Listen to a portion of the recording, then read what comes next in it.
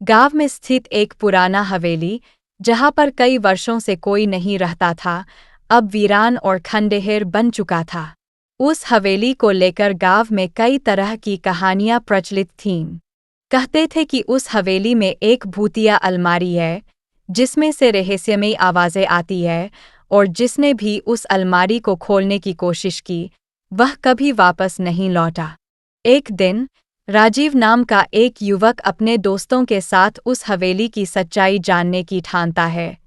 गांव वाले उन्हें मना करते हैं, लेकिन राजीव और उसके दोस्तों ने हिम्मत कर ली। वे सभी मिलकर शाम के समय हवेली की ओर चल पड़े। हवेली पहुंचते ही उन्होंने देखा कि वहां का माहौल सच में बहुत डरावना था। दरवाजे की चरमराहट और हवेली के अंदर की अजीब सी खामोशी ने उनकी हिम्मत को थोड़ा हिला दिया, लेकिन वे अपने कदम पीछे नहीं खींचे। हवेली के अंदर घुसते ही वे चारों ओर फैले जाले और धूल देखकर सहम गए। राजीव ने अपने दोस्तों से कहा, आओ, उस अलमारी को ढूंढते हैं।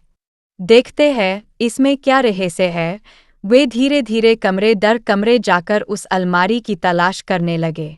आखिरकार हवेली के एक कोने में उन्हें वह पुरानी, भूतिया अलमारी मिल गई।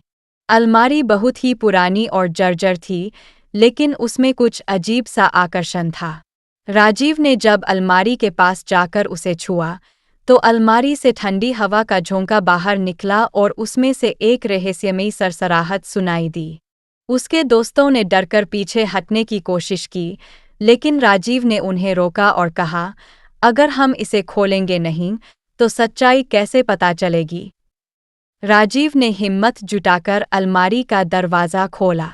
दरवाज़ा खुलते ही उसमें से एक भयानक, काले साए जैसी आकृति बाहर निकली। उसके बाहर आते ही हवेली के चारों ओर की रोशनी बुझ गई और एक ठंडी, भयानक हवा चलने लगी। वह आकृति एक पुराने जमाने की औरत की थी, जिसकी आंखें गहरी लाल थीं और चेहरा विकृत और डरावना था। राजीव और उसके दोस्तों के पैरों तले जमीन खिसक गई। वे समझ नहीं पाए कि अब क्या करें। वह भूतिया आकृति जोर-जोर से हंसने लगी और उसकी हंसी से हवेली की दीवारें हिलने लगीं।